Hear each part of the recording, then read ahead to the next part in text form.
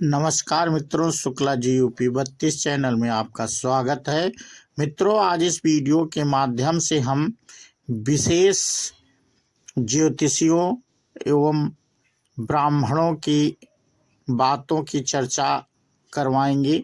जो विशेषज्ञ हैं छठ पूजा पे, ये लोग अपना ज्ञान आप लोगों से शेयर करेंगे और छठ व्रत के बारे में जानकारी देंगे, उसके गुण और उस व्रत को करने से क्या लाभ हैं और उस व्रत में क्या क्या सावधानियां करनी चाहिए और उससे जो आपको लाभ पहुंचा सके, ज़्यादा से ज़्यादा इस वीडियो के माध्यम से हम जानकारी दिलाने की कोशिश करेंगे मित्रों।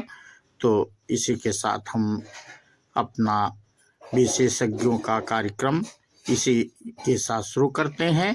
तीसरा दिन जो होता है बहुत महत्वपूर्ण होता है, ये होती है षष्ठी तिथि, यानी कि भगवान सूर्य और षष्ठी देवी की पूजा अर्चना इस दिन की जाती है। ऐसे में शाम के समय का विशेष जो अर्घ दिया जाता है बहुत महत्वपूर्ण है। और यह जो अर्घ होता है, यह जल में खड़े होकर नाभि तक आप परिक्रमा करते हैं और भगवान सूर्य को अर्घ देते हैं। नाभि तक हम इसलिए कहेंगे क्योंकि नाभि जो चक्र होता है वो जागृत होता है, नेवल चक्र जागृत होता है। और कहीं ना कहीं जो सूर्य जो लग्न कुंडली के कारक हैं, आपको आरोग्यता भी देते हैं और साथ ही यहाँ चक्र जागृत होने के साथ ही आपके पाचन तंत्र के विकार दूर होने लगते हैं।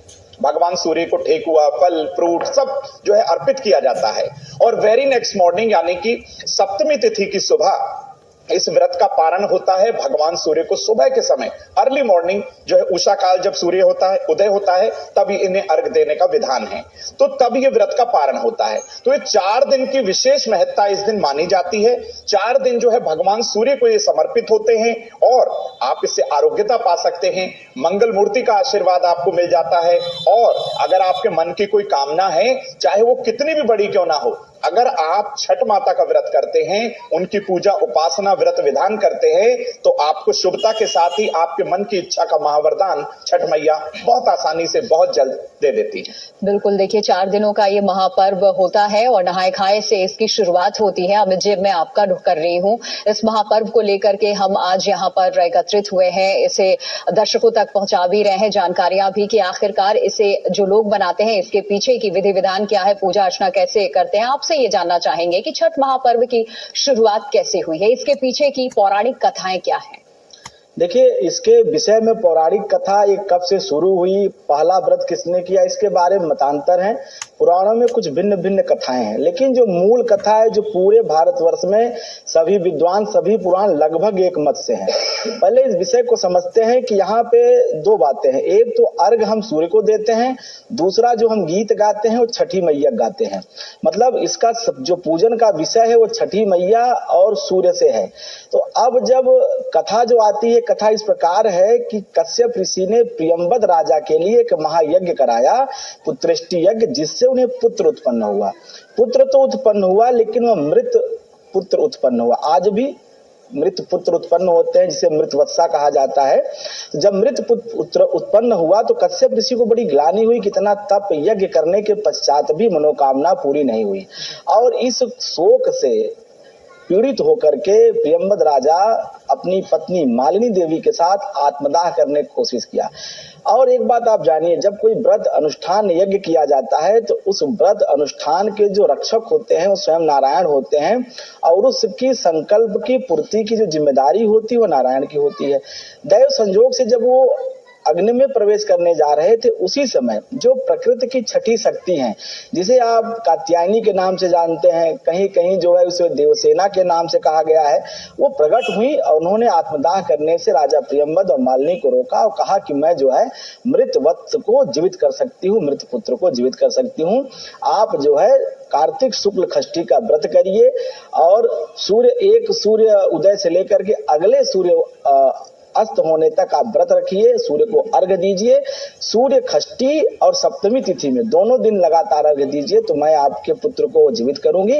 और तभी से यह परंपरा शुरू हुई। एक कथा तो यह है, बाकी आगे कालांतर में ऐसी कथा है कि रघुकुल के जो नायक रहे प्रभु श्री राम, उन्होंने भी सूर्य का व्रत किया। जब उन्हें राज सिंहासन से पदच्युत किया गया, वनवास भेजा गया, द्रौपदी ने भी व्रत किया, तमाम और कथाएं हैं। लेकिन मूल बात देखिए यहाँ पे यह है ये पूजन जो है, जो इसकी कथा है, यहाँ पे कई अलग अलग तरह की कथाएं हैं जो, लेकिन मूल कथा है, मूल कथा सिर्फ इतनी है कि खष्टम कात्याय नीतिज है। जब 1 से लेकर के 15 दिनों जो तिथियां होती हैं, तिथियों के कोई न कोई देवता होते हैं। तो खष्टम तिथि जो है, जो खष्टी तिथि है, इसके जो देवता हैं वो भगवान शिव के पुत्र कार्तिकेय हैं, और इन्हीं कार्तिकेय की पत्नी कही जाती है देवसेना।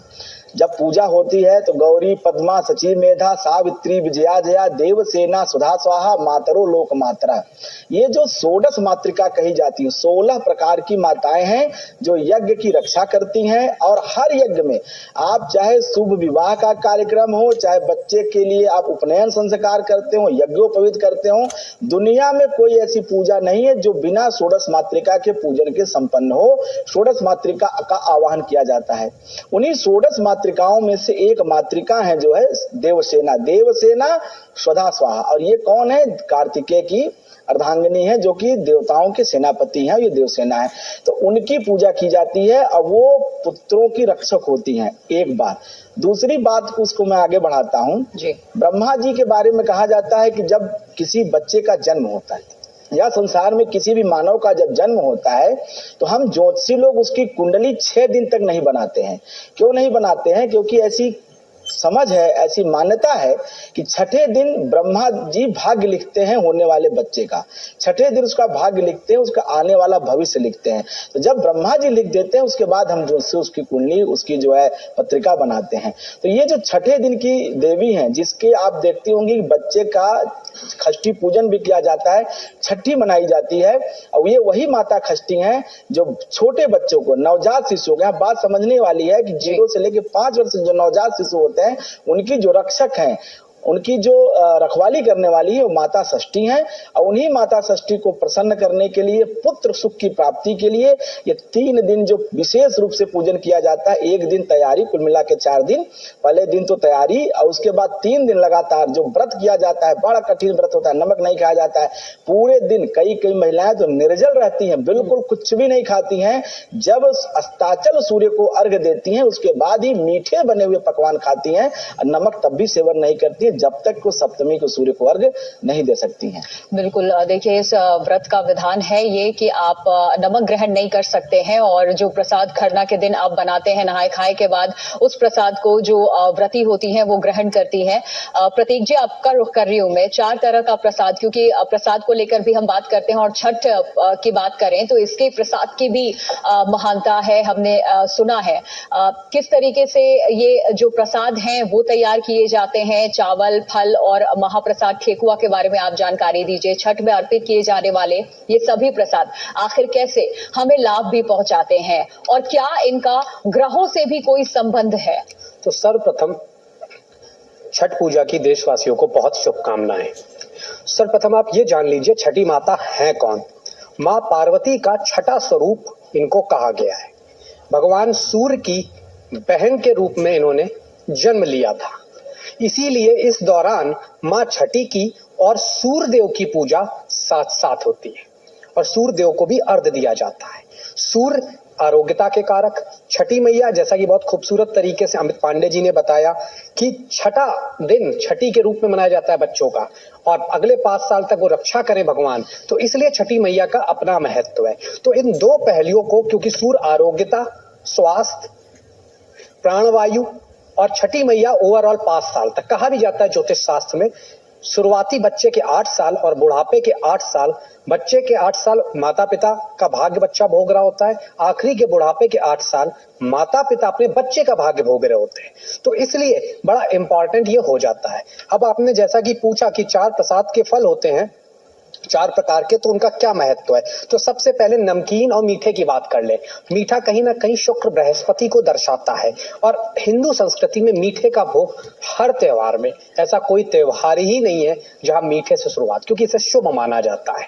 शुक्र और बृहस्पति का उदय से लेके अस्त से लेके हर जगह महत्व है, चाहे विवाह हो चाहे कोई संस्कार हो, इसलिए मीठे का भोग लगाया जाता है। अब बात आगे बढ़ाएं गुड़ और चावल। गुड़ कहीं ना कहीं सूर्य को दर्शाते हैं, गेहूं हो गया, गुड़ हो गया, तो इसलिए गुड़ का सेवन करना लाभकारी होता है। सूर्यदेव उस समय प्रसन्न होते हैं, आरोग्यता का वरदान, संतान का वरदान, अच्छी नौकरी का वरदान, अच्छा धन धान्य का वरदान देते हैं। चावल जिसे हम अक्षत भी कहते हैं, अक्षत अपने आप में बहुत कुछ समेटे हुए, आप भी समझते हैं इस बात को। अक्षत कहीं ना कहीं बहुत ज्यादा महत्वपूर्ण है हमारी पूजा पाठ में, इसलिए चावल का प्रसाद ग्रहण किया जाता है जो कि अति शुभ माना जाता है। और अगर चावल को ग्रहों से जोड़ा जाए तो चंद्र बेसिकली, या फिर कहीं कहीं शुक्र को भी आप समझ सकते हैं चावल से संबंधित। तो चंद्र मानसिक ऊर्जा के लिए, मन की शांति के लिए, ओवरऑल खास तौर से खेती के लिए चंद्रमा का बड़ा महत्व है, तो इसलिए चावल का सेवन करते हैं।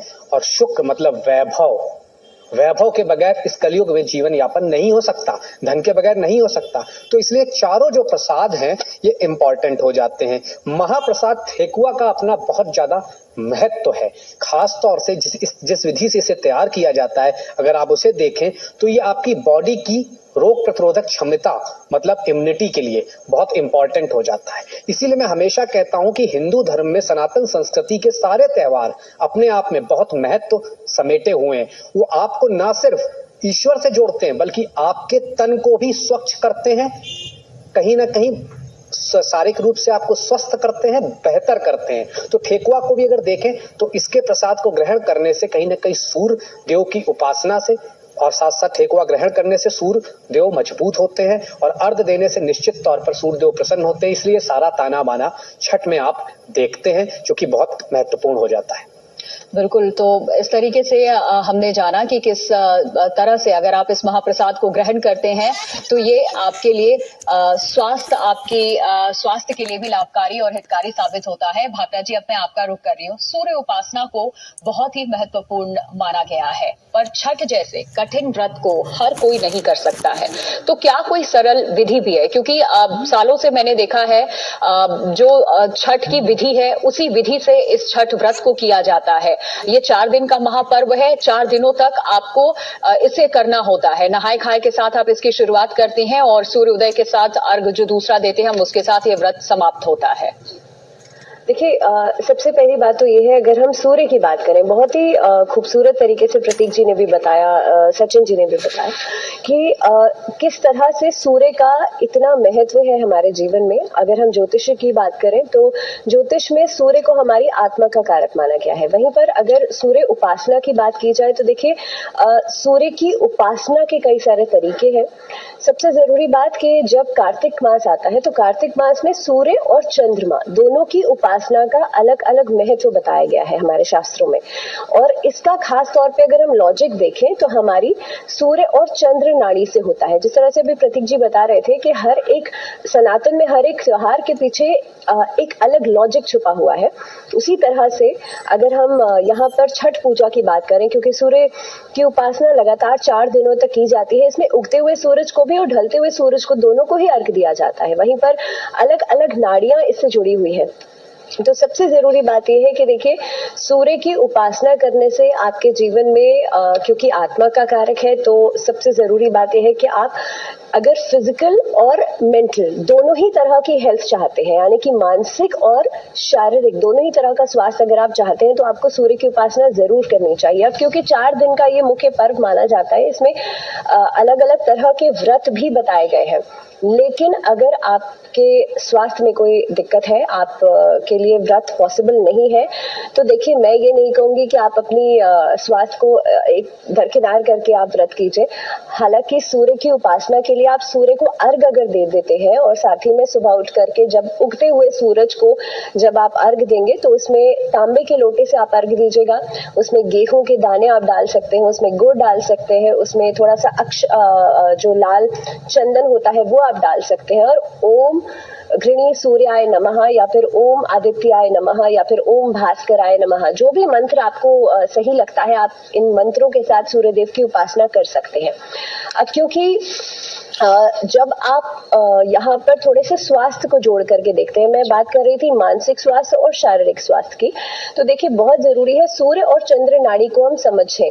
तो जब आप अनुलोम विलोम करते हैं उस समय पर आपकी सूर्य और चंद्र नाड़ी दोनों में एक बैलेंस बनता है। तो इस समय पर इन 4 दिनों के अंदर अगर आप चाहते हैं आपके जो प्रतिरोधक क्षमता है वो बढ़े, क्योंकि प्रसाद और जो पूजा पाठ की विधि है वो आपने समझ ली है, लेकिन इन 4 दिनों के अंदर जरूरी है आप ध्यान भी जरूर करें। आप आप अनुलोम विलोम जरूर करें, आप योग जरूर करें, क्योंकि कार्तिक मास वैसे भी बहुत ज्यादा महत्वपूर्ण बताया गया है इन सभी चीजों के लिए, क्योंकि ट्रांजिशन होता है, समय बदल रहा होता है, मौसम बदल रहा होता है और इस समय पर सूर्य की उपासना करना बहुत ही महत्वपूर्ण हो जाता है। तो सबसे पहली बात तो ये है कि आप योग जरूर करें इस समय पर, आप अनुलोम विलोम जरूर करें। सूर्य के मंत्रों का जाप इन 4 दिनों में करना बहुत ज्यादा महत्वपूर्ण है और कोशिश कीजिएगा कि जिनके खास तौर पे वैसे भी कुंडली में सूर्य कमजोर है या डिग्री कम है, आप लोग सुबह उठ के सूर्य को अर्घ जरूर दीजिएगा। ठीक है, तो इस तरीके से आप अगर छठ व्रत नहीं भी कर पा रहे हैं तो इन 4 दिनों में सूर्य उपासना के तरीके हमने जाने कि किस तरीके से आप सूर्य की उपासना कर सकते हैं। सचिन जी, अब मैं आपका रुख कर रही हूँ। छठ पूजा की महानता देखिए पूरब से शुरू होकर के आज पूरे देश में है, पर कहते हैं इसके नियम बड़े कठिन होते हैं। तो ऐसे में सवाल ये भी है कि छठ पूजा में क्या करें और क्या आप बिल्कुल ना करें, ये आपसे जानना चाहेंगे। यानी कि छठ पूजा से जुड़ी सावधानियों के बारे में भी आप बताइए हमें। और एक और सवाल मैं यहाँ पर आपसे जोड़ना चाहूंगी, जो लोग महानगरों में रहते हैं, जैसा आपसे पहले आपने बताया था कि आपको पानी में उतर करके किस तरीके से उपासना करनी होगी भगवान भास्कर की, तो उन लोगों के लिए संभव नहीं है वो घाटों का भी रुख कर पाए या फिर किसी नदी में तालाब में जाकर के ये छठ व्रत या फिर सूर्य को अर्घ दे पाए। तो लोग अपनी अपनी छतों के ऊपर, घरों के ऊपर हमने देखा है कृत्रिम तरीके से किस तरीके से पानी में आकर के और इस तरीके से भगवान भास्कर को जल अर्पित करते हैं। तो इसको लेकर के भी जरा बताइएगा। लोगों के जहन में ये भी सवाल होगा कि उनका व्रत सही से हो तो रहा है, संपन्न तो हो रहा है, क्योंकि उसी आस्था के साथ वो व्रत भी कर रहे हैं। देखिए प्रिया जी, बहुत अच्छा आपने प्रश्न पूछा। अक्सर लोगों के पास इस आधुनिक दौड़ के अंदर समय का अभाव होता है, समय नहीं हो पाता, व्यस्त हैं। अगर आप आज मैं सब आपको जानकारी दूंगा। अगर आप महानगर में रहते हैं और आपके आसपास कोई नदी या पवित्र कोई जलाशय नहीं है, आप अपनी छत पर पानी को थोड़ा सा इकट्ठा करके, लेकिन ज्यादा समय के लिए नहीं, सांझ के अर्घ के लिए, संध्या के अर्घ के लिए आप जरूर इस पानी को थोड़ा सा इकट्ठा कर लें और भगवान सूर्य की उपासना करें, अर्घ दें। वहां से भी आपको पूर्ण लाभ मिलेगा, क्योंकि ये जो पर्व है, जो आस्था का पर्व है, छठ मैया का जो पावन पर्व है, इसमें प्रिया जी हम एक बात और जोड़ेंगे कि इस छठ मैया के पावन पर्व पर कुछ योग संयोग बहुत महत्वपूर्ण बने हुए हैं। देखिए, सूर्य जो है, सूर्य की उपासना छठ के दिन की जाती है, सभी लोग जानते हैं, सर्वविदित है। लेकिन एक बात यहां सभी लोगों को मैं बता दूं कि भगवान सूर्य की उपासना अगर आप कर रहे हैं तो ये जान लीजिए कि सूर्य इस समय अपना राशि परिवर्तन भी कर रहे हैं। सूर्य अपनी परम नीच राशि अर्थात तुला राशि से 17 नवंबर 2023 को जो है 1:07 के करीब जो है वो वृश्चिक राशि अर्थात अपने मित्र मंगल की जलीय राशि में प्रवेश कर जाएंगे। एक तो ये योग है, वहां पर पहले से विद्यमान है मंगल, मंगल बना रहे हैं अपना रोचक योग। सूर्य और मंगल की युति हो जाएगी इस आस्था के महापर्व छठ मैया के पावन पर्व पर वृश्चिक राशि में। वहां से छठे भाव के अंदर है देवगुरु बृहस्पति वक्री अवस्था में। तो यहां पर सूर्य मंगल और बृहस्पति का षडाष्टक योग बन रहा है। बहुत उत्तम ये योग माना जाता है। अगर आपको सेहत की समस्या है, कोई व्यापार की नौकरी की कोई समस्या है, तो ऐसे में आप भगवान सूर्य की उपासना अवश्य करिए। रहा प्रश्न आपका प्रिया जी ये कि भाई अगर आप नगर में रहते हैं, आपके पास कोई जलाशय नहीं है, तो बिल्कुल इसमें घबराने की आवश्यकता नहीं है। आप भगवान सूर्य की उपासना करिए। ओम घृणी सूर्याय नमः, ओम आदित्याय नमः, ओम प्रभाकराय नमः। मात्र इन 3 मंत्रों का कम से कम 27 बार जाप करिए, अनुसरण करिए। अपने घर की पूर्व दिशा में उगते हुए भगवान सूर्य का एक चित्र लगा दीजिए। अगर आप व्रत नहीं कर पा रहे हैं, आपका शारीरिक स्वास्थ्य ठीक नहीं है, अपने आप को अस्वस्थ आप महसूस कर रहे हैं, तो ऐसे में आप संभव हो तो नेत्रहीन लोगों को मीठा खाना जरूर खिलाइए। ऐसा करने से भी कुंडली का कमजोर सूर्य, कुंडली का क्षीण सूर्य मजबूत होगा। ऐसा लगातार आप सूर्य षष्ठी से प्रारंभ करके आने वाले कम से कम 10 रविवार तक जरूर करिएगा। अब बात आती है कि कैसे आपको पूर्ण फल की प्राप्ति हो जाए अगर आप महानगर में रहते हैं। तो भाई मंत्र हमने आपको बता दिए।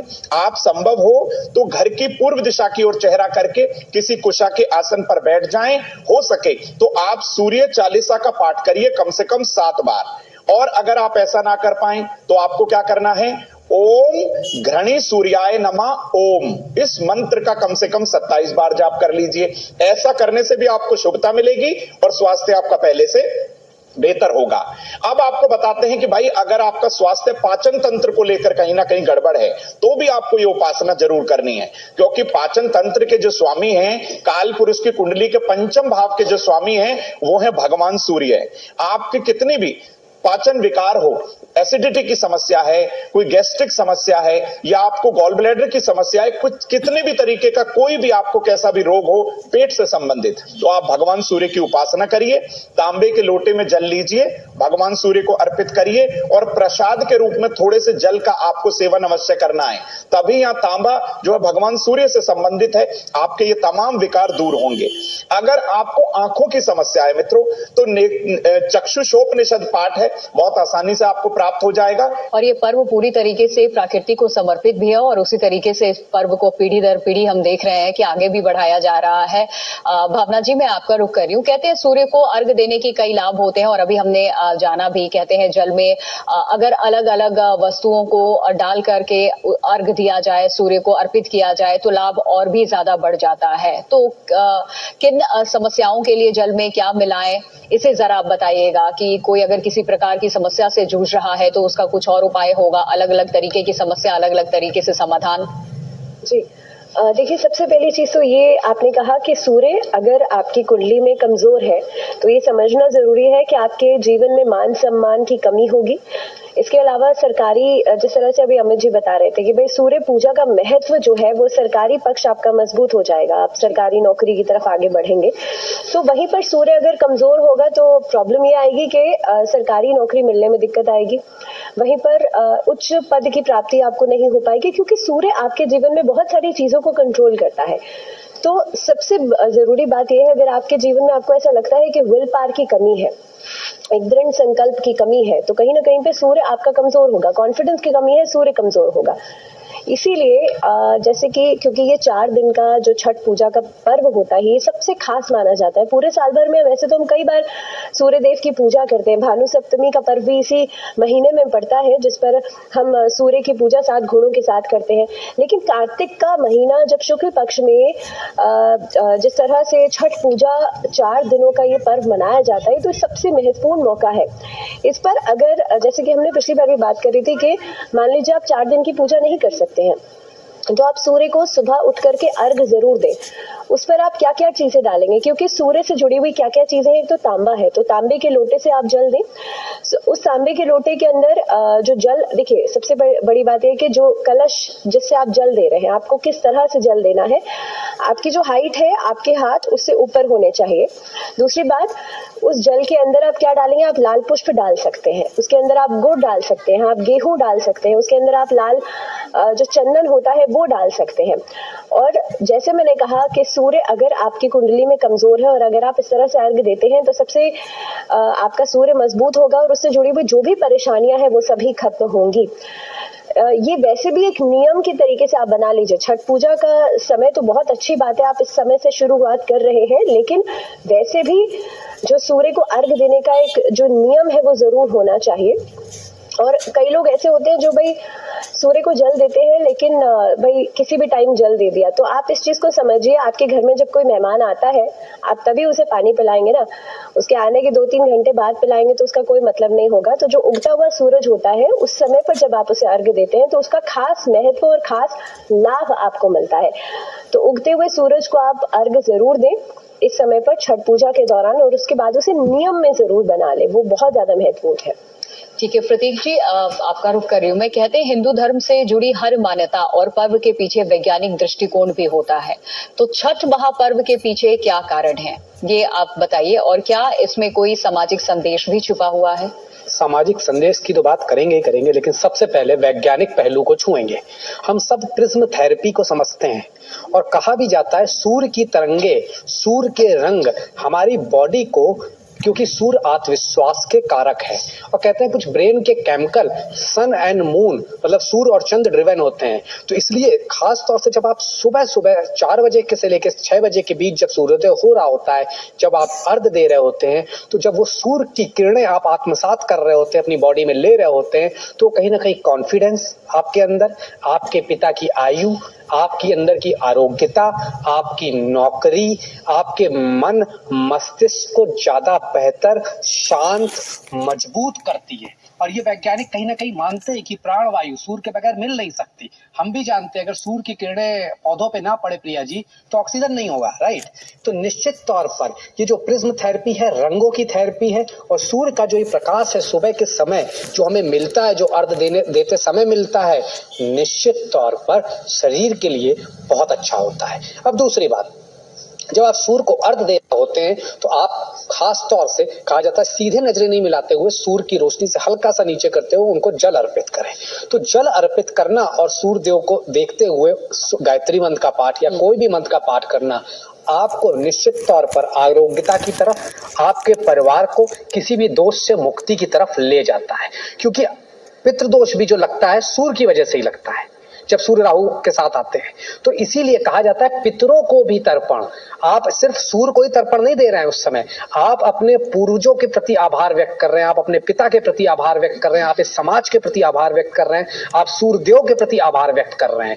तो कहीं ना कहीं इस ब्रह्मांड में जो ऊर्जा का स्रोत है सूर्य, आप उनको कहीं ना कहीं आभार प्रकट कर रहे हैं, और उस आभार के अपेक्षा आप ये करते हैं कि एक अच्छा हेल्थ वेल्थ सब आपको मिले। तो इसलिए उनकी किरणें आपकी बॉडी पे पॉजिटिव इंपैक्ट डालती हैं। अब दूसरी बात, आपने कहा इसके पीछे क्या सामाजिक संदेश है। भाई आज की डेट में हर शहर में करोड़ों या लाखों लोग रह रहे हैं, लेकिन पहले ऐसा नहीं होता था।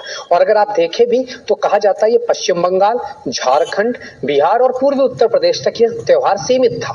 तो वहां के लोगों में एकजुटता, जैसे कि आप कह सकती हैं जहां पे आप बैठे हैं प्रिया जी, अभी हम लोग जहां बैठे हैं नोएडा में, यहाँ दिवाली बड़ा पर्व है, यहाँ होली बड़ा पर्व है। तो क्या होता है दिवाली होली में, सब एकजुट होते हैं, सब घर के बाहर निकलते हैं, एक दूसरे से मिलते हैं। इस भागम भाग की जिंदगी में आप और हम एक दूसरे के साथ समय बिता ही नहीं सकते, लेकिन ये त्योहार है जो हमें करीब लाते हैं। और निश्चित तौर पर ये करीब इसलिए और ज्यादा लाते हैं, सामाजिक समरसता लाते हैं, क्योंकि पवित्र नदी के किनारे जाके अर्घ देनी होती है। तो वहां चाहे छोटा हो चाहे बड़ा, चाहे गरीब हो चाहे अमीर, सब उसी नदी में जाते हैं। और ये ईश्वर दर्शाता है देखो मेरी पूजा के लिए तो तुम सब बराबर हो, मेरे लिए तुम सब बराबर हो। अपने घर में जाके तुम सब अलग अलग हो सकते हो, ऊंचे नीचे हो सकते हो, लेकिन यहाँ सब बराबर हो, और सब एक ही ईश्वर को प्रणाम करने आए हैं, सब एक ही ईश्वर को धन्यवाद देने आए हैं। तो इसलिए सनातन में हर चीज का सामाजिक समरसता का महत्व है। उसी के साथ साथ जैसा कि मैंने बताया, प्रिज्म थ्योरी, सूर्य की किरणों का अपना महत्व जो बॉडी को पॉजिटिविटी लाती है, आरोग्यता प्रदान करती है, इसलिए इस दिन की गई हुई पूजा महत्वपूर्ण हो जाती है। सबसे इंपॉर्टेंट बात यहाँ पर जोड़ना चाहूंगा, सचिन जी उसको पहले ही छू चुके हैं कि वृश्चिक राशि के सूर्य हो चुके हैं। वृश्चिक राशि किसकी? मंगल की, सेनापति हैं सूर्य के। वहां जाकर सूर्य वापस पॉजिटिव है। जब आप इस दौरान सूर्य की पूजा करते हो तो निश्चित तौर पर कहा जाता है सरकारी नौकरी के लिए प्राइम जो कारक है वो मंगल और सूर्य हैं। तो इस दौरान जब मंगल की राशि में सूर्य होंगे तो जिन्हें भी सरकारी नौकरी चाहिए, जिन्हें नौकरी में स्थायित्व तो चाहिए, जिन्हें संतान की समस्याएं हैं, क्योंकि बृहस्पति के अलावा सूर्य भी संतान कारक माने गए हैं, जिनकी हेल्थ की प्रॉब्लम है, उन सबको इस दौरान अर्घ देना चाहिए। और हनुमान चालीसा का भी पाठ सूर्य देव की पूजा के बाद, आदित्य हृदय स्तोत्र का पाठ, ओम घृणी सूर्याय नमः का पाठ, गायत्री मंत्र का पाठ, इसके बाद हनुमान चालीसा का पाठ भी जरूर करना चाहिए। काले नीले रंग के वस्त्रों का प्रयोग भूल कर भी ना करें। ऐसा करने से कहीं ना कहीं जो आपकी ऊर्जा है वो बिल्कुल शिथिल हो जाएगी, और कहीं ना कहीं आप व्रत के दौरान, क्योंकि आपको एनर्जेटिक रहना है, 4 दिन का व्रत विधान है, अगर आप बिल्कुल ही ऊर्जा रहित हो जाएंगे तो कहीं ना कहीं व्रत आपका निष्फल हो सकता है। सूर्य ऊर्जा के कारक है, सूर्य आत्मविश्वास के कारक है। यही सूर्य आपको ऊर्जा देने आए हैं, क्योंकि सूर्य आ चुके वृश्चिक राशि में, मंगल बना रहे हैं वहां पर रोचक योग। तो ऐसे में जो लोग इस व्रत काल के दौरान काले नीले रंग के वस्त्रों से दूर रहें, तामसिक भोजन से दूर रहें, तो उनके लिए सर्वोत्तम होगा। अगर परिवार का कोई व्यक्ति बुजुर्ग है और वो चाहता है संपूर्ण व्रत का उसको पूर्ण फल मिल जाए, तो ऐसे में वह अपने घर में आराम से बैठे, शांतचित्त होकर बैठे, बशर्ते थोड़ा सा मांस, मदिरा, प्याज, लहसुन उल्लेख मिलता है वो मिलता है ऋषि कश्यप की पत्नी माता अदिति थी। अदिति के पुत्र जो है देवता कहे गए, अदिति के पुत्र राक्षस कहे गए। तो जब देवताओं दानवों का युद्ध हुआ तो देवता जब पराजित होने लगे तब माता अदिति ने सूर्य की उपासना की और उपासना करके उनको अपने पुत्र के रूप में, वरदान के रूप में माना। तो यहाँ से सूर्य उपासना की जो परंपरा है, जो उल्लेख है, प्रथम बार माता अदिति जो स्वयं आगे चल के भगवान भास्कर की माता बनी और भगवान सूर्य का 1000वां हिस्सा माता अदिति के गर्भ में आया। और उसके बाद जो है जब वो गर्भ में आया तो माता अदिति ने कठोर व्रत किया। मैंने कहा ना कि सूर्य का मूल संदेश व्रत है, अनुशासन।